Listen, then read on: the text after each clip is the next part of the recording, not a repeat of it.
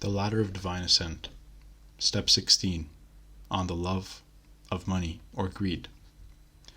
Many wise instructors examine next, after the oppressor just mentioned, the thousand-headed devil of greed.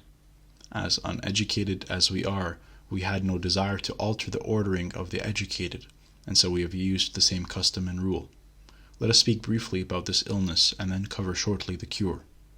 Greed, or avarice, is idolatry, the daughter of a lack of faith, a pretext for illness, a forerunner of old age, a prophecy of drought, an announcer of famine. Avarice laughs at the good news, and deliberately commits iniquity. He who possesses love disperses his money, but the one who claims that he lives for both love and money has tricked himself. He who grieves over himself has also rejected his body, and when the time calls for it, he does not save it. Never say that you are amassing silver for the poor, because with 2 mites the kingdom of heaven was bought. A man who is hospitable and an avaricious man once met each other, and the latter referred to the other as incomprehensible. The one who has overcome this passion has removed his anxiety, but the one who is joined to it will never achieve purity of prayer. The start of avarice is the excuse of charity, and the completion is a loathing of the poor.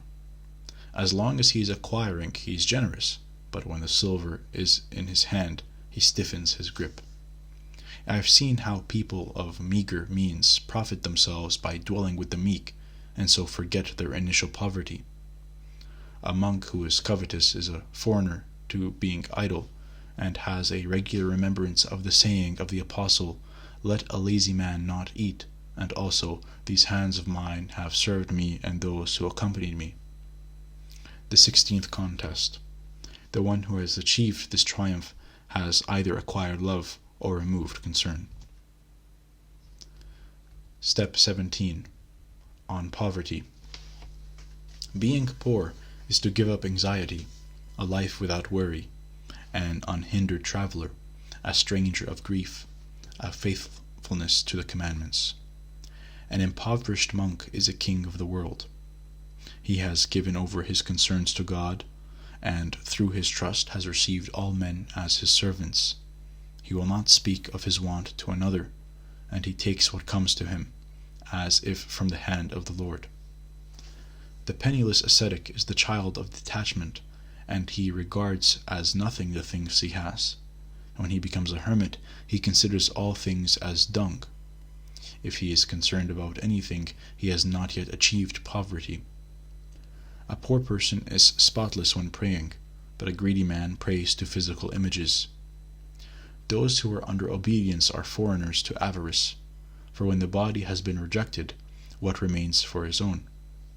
There is only one course by which they are amiss, which is being prepared to quickly leave and travel from one location to another. I have seen material belongings which monks suffer to stay in one location, but I laud those who are vagabonds for the Lord. The one who has enjoyed the exalted things quickly scorns the things below, but the one who has not sampled the things that are above finds delight in material things.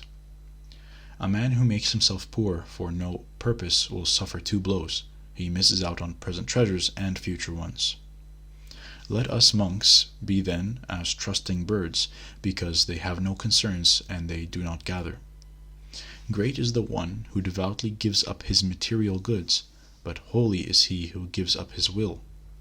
The one will obtain 100-fold more of either money or graces, but the other will inherit eternal life. Waves cannot abandon the sea, and neither do anger and distress leave the greedy.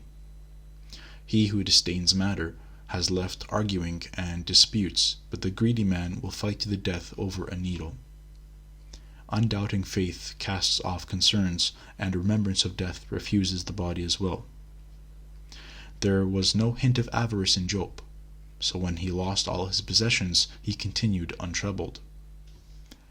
Avarice is called the root of all evil, because it engenders malice, robbery, envy, division, ill will, tribulation, remembrance of injuries, cruelness, and murders.